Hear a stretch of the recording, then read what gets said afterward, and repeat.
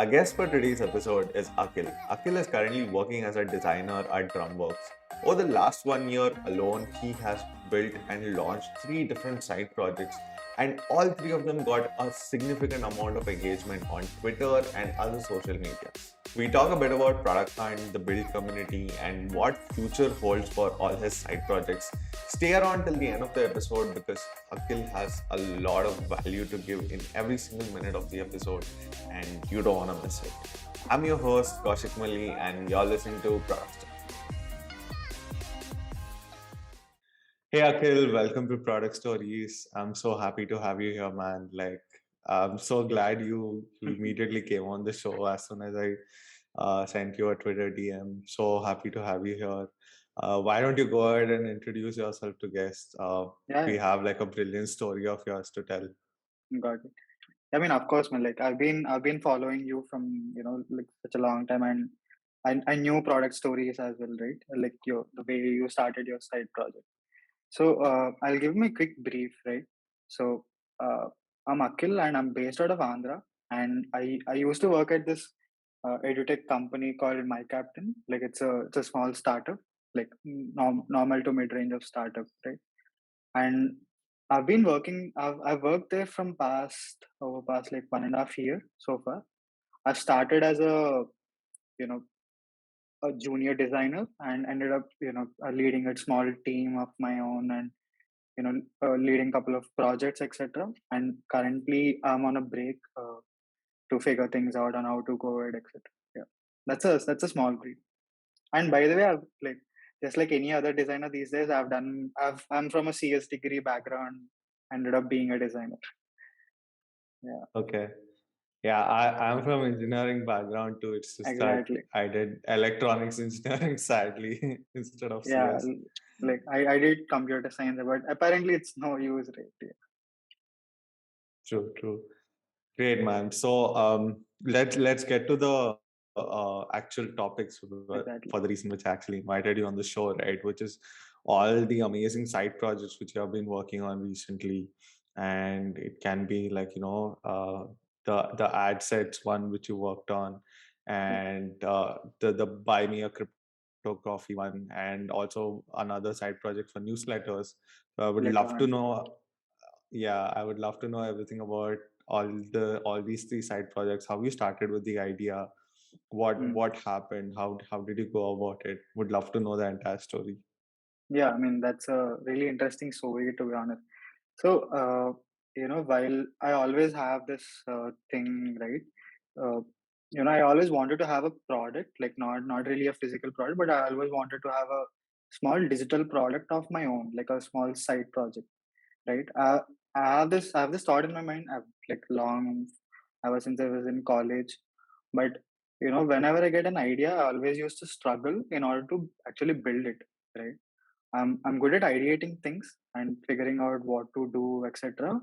But I always felt like, in order to build something, I would need some technical support, or usually you need, if in order to build something, you think that you need a developer help, etc. Right? In order to build a product or something. So I always used to dump my ideas in that manner. Like I used to come up with an idea, but I always used to struggle and just shut that down entirely. But while so similarly, I came up with this ad sets out of my own pain point, right? So while I was working with at my captain, I also used to create this digital marketing team, this ad creative, right? So for ad digital marketing team, you create this ad creators for a lot of campaigns that you run, etc. Right? So while doing that, I used to go to this website called Facebook Ad Library to get some inspirations. Like you usually go to that website and take inspirations and design accordingly, right? So while I was doing that, I kind of felt a small pain problem of my own. Let's say if you want to create an ad for an edutech company, in my case, right? To in order to do that, some bit of research, you'll have to see what others are doing, your competitors are doing, right? While doing that, I kind of figured out Facebook ad library doesn't really give you an option to filter out based on industry. you'll have to figure out what other companies are there in this industry. Let's say an academy, Vedantu, or Byju's, etc. You'll have to pick that name and then search accordingly, right? But I wanted to see all the edutech company startups ad sets in just one go or one page. So just to figure out how, just to figure out the patterns on how they are doing it, how with the way they're designing. So, I just wanted to I always felt like I want to build something. I thought I'll let me just solve this, at least by my own. So I went ahead and created a small Notion page. It started with a Notion page. I've I've picked some basic small like one two examples of from each company. Let's say from like I've created this each new page based on industry. Like let's say edutech, fintech, or and etc. etc. Inside each company, I've kind of added a bunch of companies and their ad creators, and I showed it to a lot of other marketers around me, like the marketers who work in my company, the head of marketing at my captain, etc. So I received a lot of validation. I've done that just to get that initial validation, right? Not to just kind of build it something. I showed it to people and wanted to know what they feel like. I'm trying to solve this problem. What do you think? So I've kept on asking a bunch of folks. I've received a lot of good validation. But again, I'm in the same loop. Like, how do I build this now? I'm not sure. This is just a Notion page. Uh, and in order to do this manually, it's really hard, right? I can't sit and scrape or pick ads on regular basis. And at least for long term, I can't really do that. So while I was in that mode, I came across this cohort, which I will eventually, talk about. There's this cohort called Build by Skip the Line, right? I just come across that on Twitter, and it says, build a side project in 4 weeks. I was just amazed, right? I'm thinking exactly this, and I see a solution to my problem that I'm facing, and I quickly jumped on. I quickly took that cohort, and yeah, and eventually I started. That cohort really helped me in figuring out how to scale this down, or at least figure out a no code way to build this, etc. Yeah. Yeah, I Yeah, would love to explain definitely. how I have built that, but yeah, sure. Yeah, I do relate to a lot of things which you just said, right? Which is like, I'm someone who has great ideas, but Yeah, I struggle with building it because probably, some of us don't come with the background of, exactly, exactly, development or coding, or we just are not aware about the no code tools that exist, or it's just some form of fear where you can design it but you don't know if you can build it, right? exactly. And I'm sure, like, it started with ad sets, and with each of the projects which you built further on. Mm, uh, I'm sure the level of complexity kept increasing. So I exactly. would I would actually really want to know about, the whole crypto coffee side project which you Mm, built. I mhm. would really like to understand, like, what are the kind of challenges that you faced, right? Because I think this was your second or third side project, and Yeah, by this time you exactly. were quite experienced, but I would still like to know, like, what are the kind of challenges do you face? Challenges makes sense. So initial challenges I think I kind of faced while building ad sets actually, but that kind of helped me solving this next set of side projects pretty easily. So initially I'll start with ad sets and eventually I'll move on to different things, right? So with ad sets there are at least three major problems that I faced. One is validating, right? I, I have this idea, I have everything ready. Now I want to actually validate this idea at least with some set of folks. That was major problem. But eventually I solved this via reaching out to uh, head of marketings in other companies, taking their inspiration. Because, uh, you know, because the major problem was there are already other there are really good websites that also provides inspirations.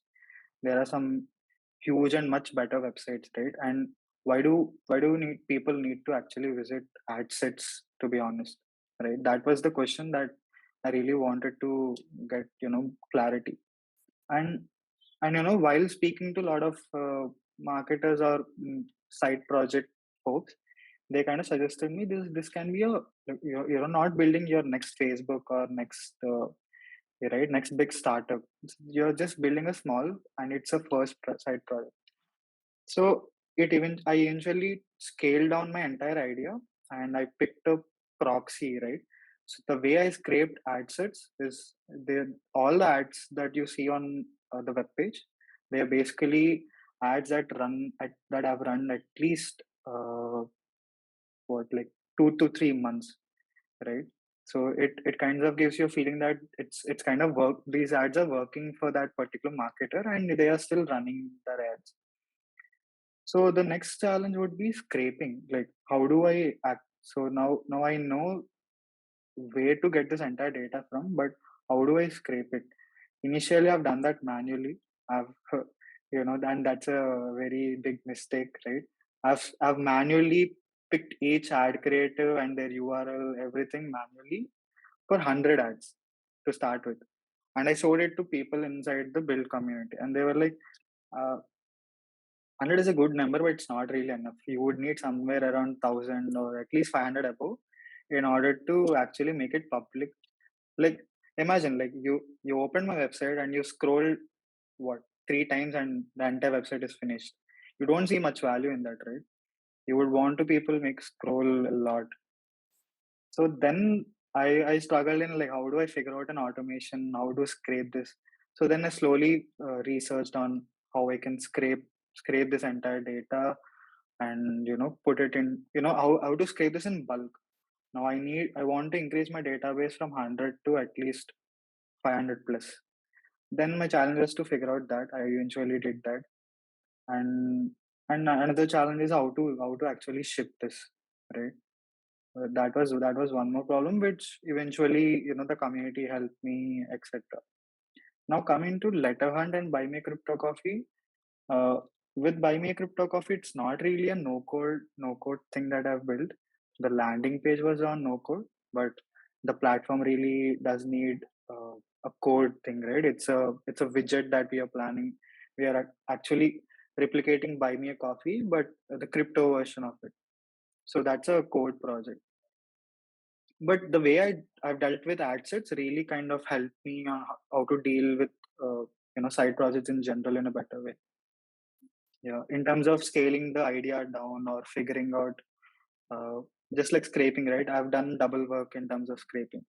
So these days I kind of figure out everything and then go move on to next step. Yeah. Understood. Okay. So the interesting question which I have is, like, of all of the all three projects which you built, Mhm. pretty much all of them, got a lot of support and encouragement from product hunt community. Exactly. And if I'm not wrong, most of them even made it to the leaderboard of product Mhm. hunt as well for the week or for the day.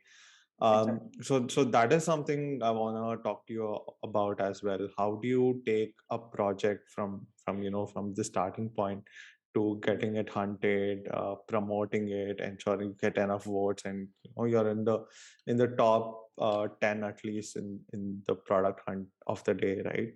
How do Got you it. do that? What process did you take? I would love to know that, because I have had so many times where people reach out to me on Twitter and ask, like, how they can hunt their products Reach. on product hunt. Exactly. Yeah, exactly. Makes sense. I mean, like, I've told you, right? I've kind of joined this cohort called Build the Skipjaland, but before joining this cohort, I've never really shipped anything. I've never really, in fact, built anything, right? I was just a guy who was just ideating, but never really done anything. So, but this cohort, like, the founder of this cohort, Prashant Sharma, the kind of community that is he built inside Build is really, uh, you know, all the folks are in the community are really helpful in terms of giving things, right? They they give a lot before even asking something. So the way you engage inside the community really matters. And when you're doing something, let's say you are a part of that community, and you you engage with that community a lot, and you kind of help everyone, etc. But the day that you launch something, or the day that you need help from the community, the entire community will just come together for you and just help you, support, like blindly they'll support no matter what you're doing. So I think that's a nice thing that Prashant has built. And to just say what's this entire cohort about, the build by skip the lane. It's an actually a cohort based course where uh, someone who either has an idea or without an idea can just come into that cohort. And it starts like this, right? There are 4 weeks. Each week has this theme of going from ideation to actually shipping your idea on public. Like first week deals with coming up with an idea. Second week deals with coming up with this, just validating your idea. Let's say you pick one idea, and you second week you validate this. Third week you figure out how to build it, and fourth week you end up launching it. Yeah, that's how it works. And they make sure that they have these frameworks and rubrics in order you to actually do that. Yeah, exactly. Got it. But even then, there would be certain steps which you took while Mhm. hunting your product, right? Like even if like your hunter came from community and everything, Exactly. you would have still gone ahead and decided like what day to launch. What Mhm. are like certain steps to ensure before you launch? What are things to do after you launch, right? So I would Got it. love to know those things as well. Got it. So, I mean, like first, like while building any side project, right? So the way that it worked for me, and this is what I follow for all my projects, right? I start with a question on Twitter. If you go back to any of my side project, I start with a question. Let's say, would you be interested in something like this? That this would be my idea, right? Would you be interested if I build something like this? And I leave the question to art, like Twitter. And and I keep following the same thread, right? I keep updating the same Twitter thread on what all the progress that I've made. So it kinds of brings that that exciting, or I'm just updating each of my progress to the audience that I have, right? And eventually, if I end up publishing it, a lot of folks who are already interested or already engaging with that thread will go and support it. And the things that you need to focus for the product hunt would be, I think the day does matter, because um, like you won't it's always better to launch a product on working days where people, either non-working days or working days, doesn't matter, but at least the times. Product hunt works in a different time zone. Like the platform is morely focused on US and UK folks apart from India. So it's good to Quick set your standard time. time. Exactly. That's it. Exactly. So you'll have to launch based on a certain time, and the day doesn't matter if you have a lot of support backed by your friends or community. But it's always good to maybe launch it on weekends or somewhere around where you can easily end up getting uh, at least on the top 5 or top 10, right? But the things that you need to focus on is to, I think, product while launching any product on product hunt, it you'll have to submit a lot of things, right? Like, just make I think the hunter should make sure that he conveys his value properly. Like there'll be some this cover page, profile picture. There'll be this maker's comment as in the first ever comment that will be on your product page, right? So you'll just have to make sure that it's properly written, and it conveys and the entire value of your product, etc. And as soon as you launch it, just I think one thing that I've realized and I've learned while shipping my side projects: never ship anything while on your day job. Like just put a leave, just apply for a leave and then do it, because you will have to keep on engaging with a lot of things, right? You'll have to check out your Twitter, LinkedIn, product hunt. You'll have to make sure you're replying everything. So I've launched my first side project while I was working. Then I was like, it's really hard to deal with both of them. Yeah. Yeah, interesting, man. At the same time, while we are talking about Mhm. product hunt and all the things about side projects, what I would like to probably talk about with you next is like what are like some of the advices that you would give to someone who's just getting started with side projects, and like what are like actually the advantages of having a side project. So I feel you would be like a good person to answer this Yeah, because you have benefited from having side exactly. projects, both like in terms of getting a great network of people, building your audience, and at the same time monetarily as well. So I would love Exactly. it if you can talk about like a bunch of these things and what are like the advantages before, and at the same time what are like the advices that you would give for anyone who's starting with a side project. Yeah, makes sense. I mean, I think like when it comes to side projects, right? First thing I would say, like you'll have to make sure that your you'll have to figure out your purpose of like the side project. Like, why do you want to ship a side project? Is it because that you want some side income that as part of your full time, or do you want to build an audience out of it, or do you want to, right? Like, you'll just have to figure out what do you want exactly out of that side project that you're shipping. Apart from that, like, at least if you have never shipped anything, like if what you're building will be one of your first side project, just stick to simple ones, right? Ship something really simple and maybe even stupid, like it doesn't matter. Because you know if you look at Twitter, there are very less makers compared to just viewers, right? There are very less makers, so people would really encourage or support you if you actually ship something, be it anything, be it however small or however big.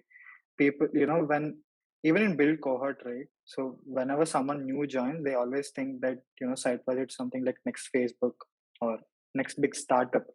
So while ideating, when the first few days they kind of come up with a lot of huge ideas which are pretty great actually, but it's not side project worthy enough. Like, side project something should be really small, very niche down, and which just solves really small pain points, right? And just like letter hunt, like if you like, take example of letter hunt doesn't really solve some really complex world problems. It just helps you way to reach out a lot of newsletter owners, like newsletter authors, etc. It's a very niche problem to solve, and people found a lot of value out of that, and it kind of created some sort of monetary as well. Yeah, I think you'll have to figure out your purpose, and then when you once you've figured out a purpose, ship something really small and simple based on that purpose. Yeah, if you think you need money out of it, maybe create some small value based product. Maybe ship some ebook, or ship some, maybe like something really small that people would really want to pay a small buck and get benefited. Yeah, I mean, that's a quick suggestion that I can think of. Understood, man.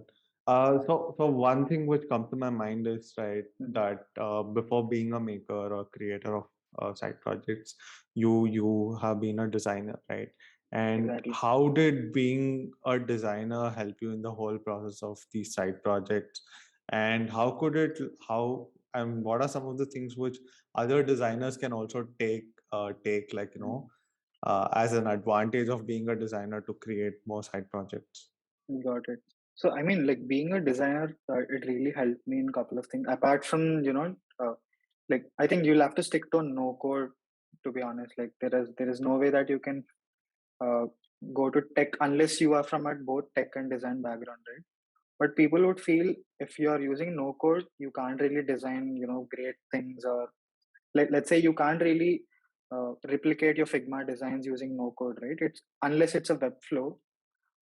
if you're using something like Software or any small no code tools, they do have some restrictions in terms of how far you can go in terms of design, or what are things that you will be able to achieve. So, but when you come from a design background, you'll end up figuring out a way where you can use those restrictions and still make a nice product, nice decent product, right? I've seen, let's say, I've built all my side projects using this tool called Software. And if you look at uh, like smaller other software products, they don't really, they might, the idea might be really great, but they don't really look nice, like, at least in terms of design view or the way they structure their entire website, the value prop, etc. They don't really, uh, kind of not well designed, etc. But when you come from a design background, you'll always figure out a way where you can use those limitations and still end up making something nice out of, in terms of design, the way you structure it, etc. Yeah, that really helped me. And also, uh, the way you kind of solve any problem from design perspective, that also really helps, right? If you're from tech background, basically they directly dive into how do I build this, like what are frameworks that I can use, like how this code works, this feature works, etc. But uh, the habit of being a designer, you kind of look at the problem first, how to scale down, like how to divide this entire problem into certain blocks and build accordingly. Yeah, that really helped. Yeah, definitely. I remember when I was working on this project called as freelancer resources. Mhm. It was I think Yeah, I more than remember a that. year Yeah, yeah, ago. yeah, I remember that. Yeah, it was completely built on Webflow, and one of the biggest challenges which I was facing then was like I didn't want to use a couple of tools which wouldn't exactly replicate Exactly. the Figma designs which I had. At the same time, Webflow was like the only tool which could do something like Replicates. that. And at the same Exactly. time, Webflow is very powerful in terms of all the things that you can do True. there. So yeah, I mean, if like the design part is like a huge constraint, then I think Exactly. any designer who's building a side project should explore Webflow. Mhm. But if they're okay with like to compromise a bit on design, then there are like a bunch of great no code Yeah, I mean, tools. Software I've is seen amazing things built on Webflow, right? Yeah. If you if you're really concerned about design, you should actually stick to Webflow. But I mean, the way, software is like a tool where you can build things really quickly, right? It's just a table, and using a table, you can actually quickly make a product out of it or a landing page, right? It's like really quick thing to ship it out and build it. Yeah. true. There is software. There is something called as card. This is There some is type form or HQ. I'm not aware. But yeah, there are a lot Yeah, of amazing tools. there is also this. Type There Dream, are I guess. also a couple of things where you can, create a website using just Notion. So Exactly. that is Some another thing, super and potion. Yeah. exactly right. Yeah. So yeah, I there mean, are a see, bunch of there are great a lot tools. of bunch of tools where you can really ship something very quickly, right? You don't have to waste a lot of time and efforts figuring out how to do that, etc. You can simply ship something based from just from your Notion page, actually. Yeah. And Yeah, and if you do want something complex, there is also something called as Bubble, yeah, which is Bubble. extremely I mean, yeah, powerful. exactly. I've heard a lot about it. I never read. I just opened once and I've lost my mind. Like I couldn't figure out what to do exactly. But I'm eventually getting there. Yeah. Yeah, And one of the Bubble is upsides of actually extremely powerful. exactly, one of the upsides of building side projects would be like, first, like I've told you, right, you should always start something small and ship something really small and start there. When you eventually when you start that, people would realize that, oh, okay, there's this guy called Kaushik and he's building something. I mean, he's actually building something interesting, and I would want to follow him. Like you'll gain a lot of audience, and let's say for your next side project, your second side project, all these followers would be already interested in your next side project, right? That's what happened in my case. I've shipped ad sets, I've gained some bunch of audience, and I've shipped letter hunt. New followers came in, and also old followers who actually followed me for the work that I've been doing supported me for letter hunt. And that's how everything compounds, right? Imagine you ship like maybe like once you ship 20, 30 side projects, you the compounding works like wonders. Yeah, Yeah. to probably like sum Yeah. it up And all. eventually these Uh, side projects will slowly lead to your actual startup or business. And by that time you have a lot of audience that potentially can be your customers. Yeah. True, Yeah. true. That's So a so to high just side sum side up, process. yeah, to sum up Sure, sure. everything which you said, right, to make it simple for someone to understand, start with a small problem which you yourself are facing. Exactly. Take this problem and try to build a project out of it. Try to build something small and ship it as fast as you can. Try Exactly. to build it in public so that You you will you get gain instant validation. audience. Yeah. Yeah, you get validation. At the same time you get audience who are keen and interested in knowing. Few might be interested in knowing how you're building it, few might be interested in using your product, Exactly. and while doing the same thing move to bigger problems slowly, and Exactly. all of this is going to compound at the same time. Exactly. Exactly. I mean that's the I mean in side project there is no downside. It's always an upside. Right. Yeah. True. So, coming to my next question, which is like, so you have like, three great projects, Mm-hmm. and I'm sure like, you might have like a bunch of things planned for it. So Mm-hmm. if you don't mind sharing on this Yeah, yeah. show, Of course. what is like the future roadmap of each of these projects? Where are they heading? Got it. What are we gonna get to see next?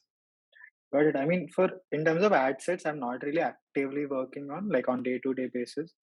And like when it comes to letter hunt, we are actually thinking on how to scale it. Like I collaborated with this one of the other maker. He's called his name is Madan. He works at Paytm, right? He works in growth at Paytm currently.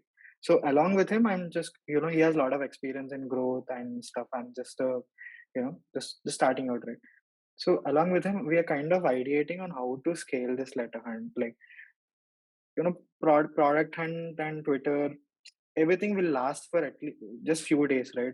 You will have that hype from product hunt, like what? Like maybe 10 days, 15 days, or 1 month. After that, what? Like what do we do after that? What do we do once entire hype cools down? Now we are actually trying to figure that out. You know, even initially you'll get a lot of sales, you'll get a lot of traction, but as soon as that cools down, what's the next thing? Next, how do we distribute even further?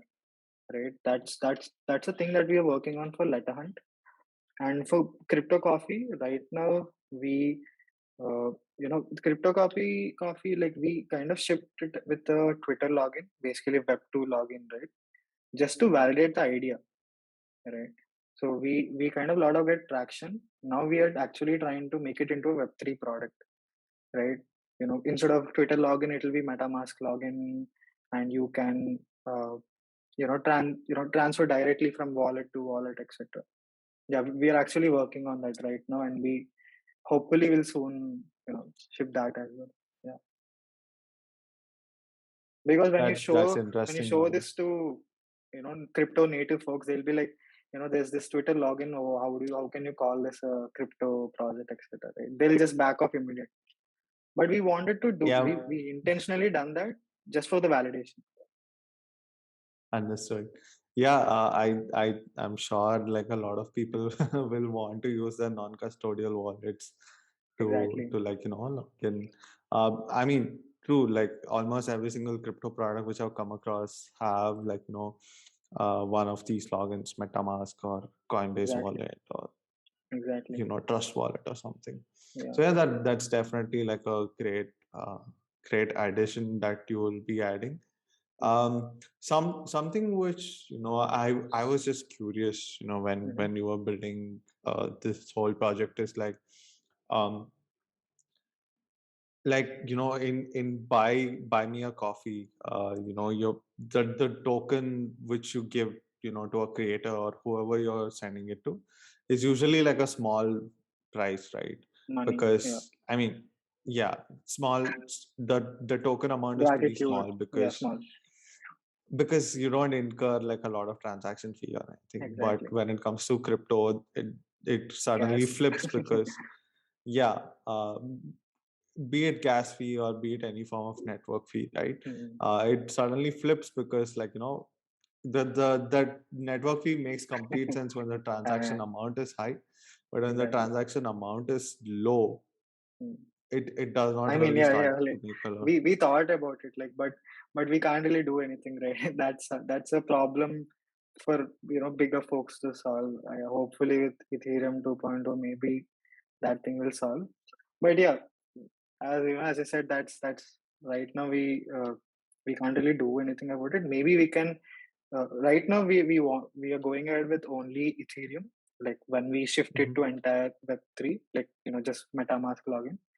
Once we launch it with Ethereum, we'll slowly figure out how to add other chains like Polygon, Solana, etc. Yeah. Because if you use Matic and Solana, there's the gas transaction is much cheaper than Ethereum. Yeah, exactly right. So Yeah, that was something I was curious about. If you are actually like looking to add Polygon or Solana or exactly. any of Yeah, the yeah, other.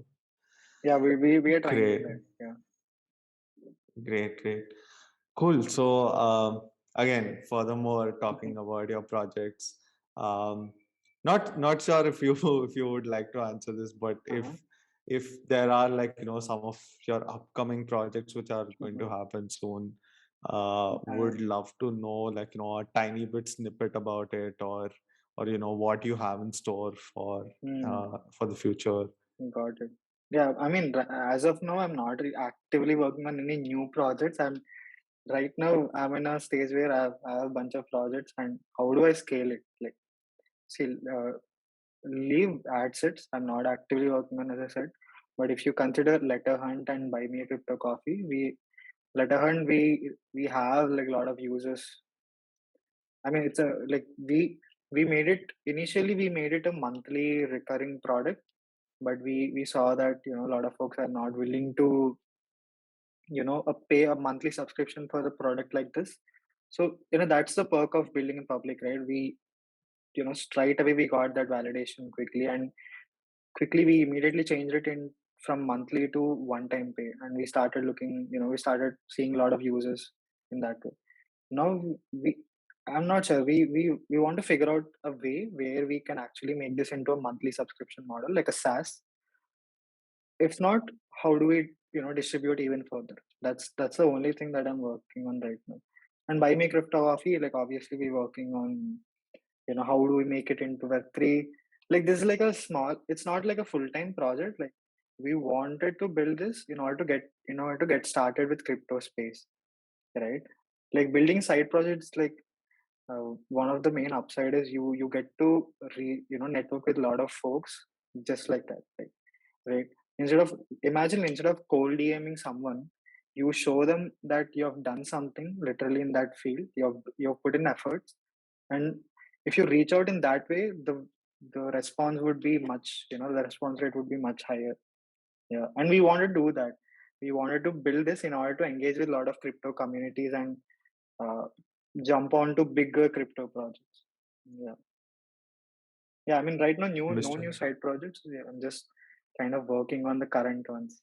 Yeah, I can't simply waste this user database, right? Yeah, Yeah, totally. I hope you'll be able to scale in all the exactly. ways that you're Yeah, looking that's at. a tricky one. Yeah, Yeah, yeah, I'm sure, man.